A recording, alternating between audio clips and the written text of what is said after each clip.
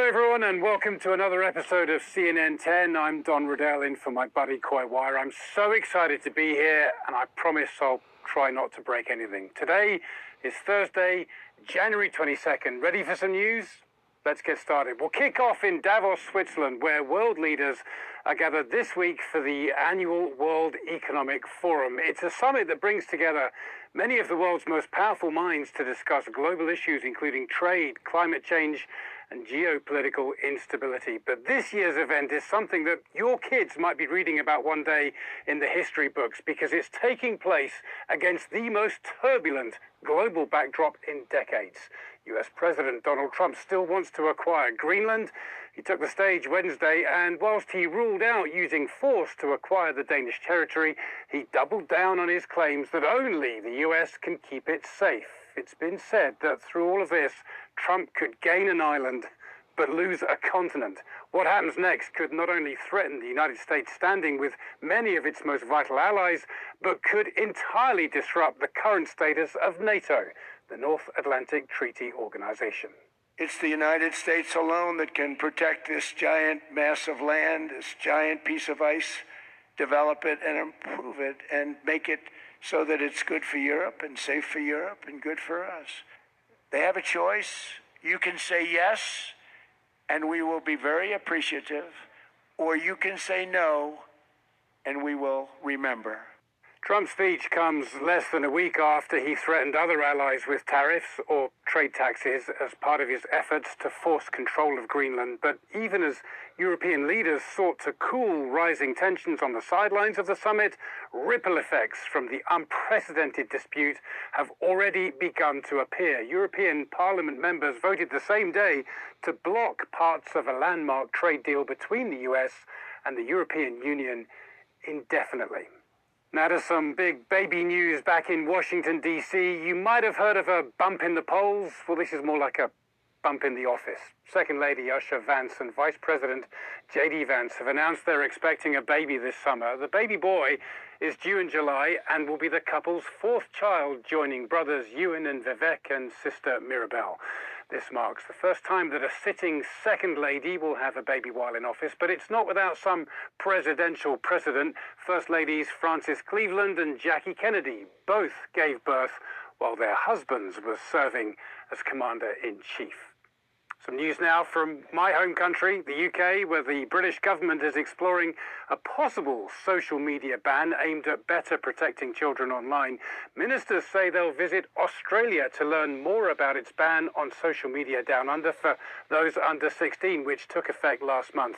They're also considering stronger age verification checks and tougher rules on students using phones in schools. 10-second trivia. Which desert is the largest hot desert on Earth? Is it Kalahari, Sahara, Sonoran, or Atacama? Well, the answer here is Sahara, which spans parts of 11 countries in North Africa. The world's largest cold desert, well, that would be the Antarctic, which covers almost all 5.4 million square miles of Antarctica. All right, the skies above Libya have been transformed this week, turning bright orange as a result of a seasonal phenomenon. What you are seeing here is a powerful dust storm sweeping through the city of Benghazi. It looks pretty cool, but it causes real problems. Thick clouds of dry sand and soil blowing in from the desert, swallowing the coastline and cutting visibility drastically across the city.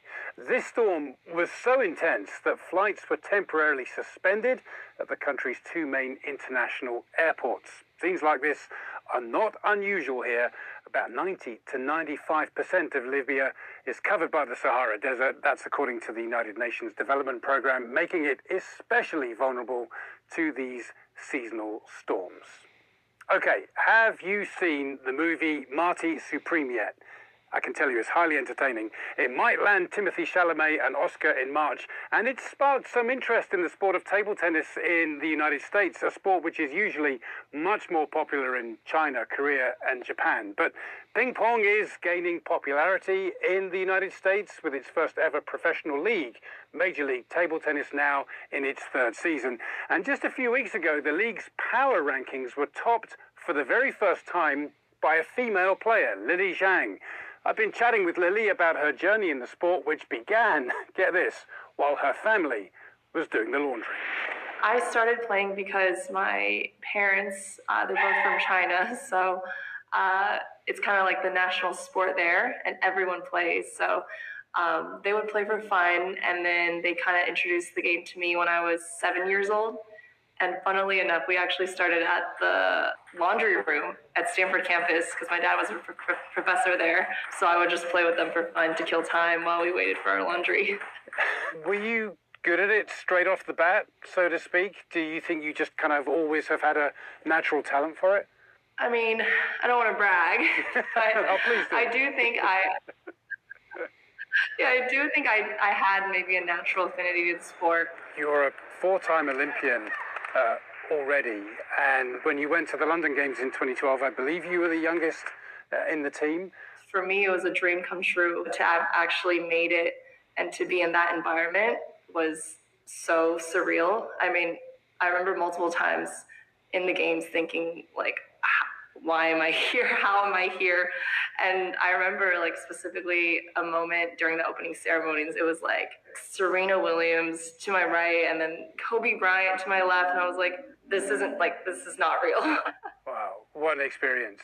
At that point, did you think you would go on to play in three more?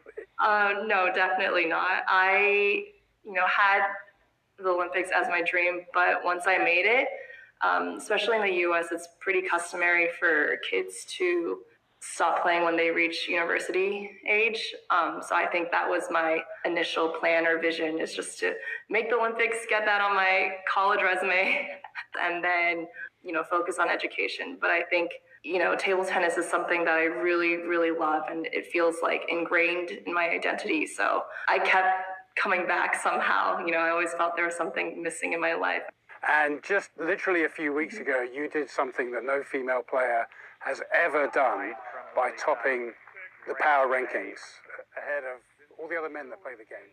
Yeah, so that's part of Major League Table Tennis, MLTT, which is the first ever professional table tennis league in the U.S. And the teams are a mixture of men and women.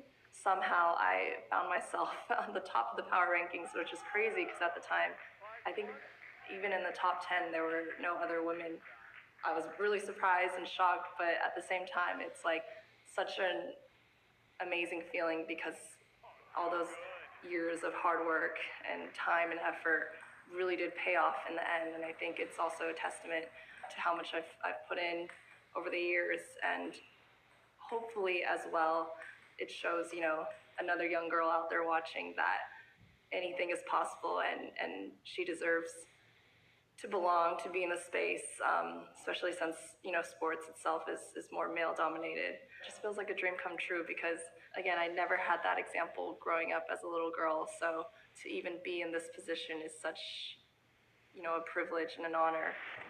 What an inspirational story. Lily Zhang started in a laundromat and then she took everyone to the cleaners.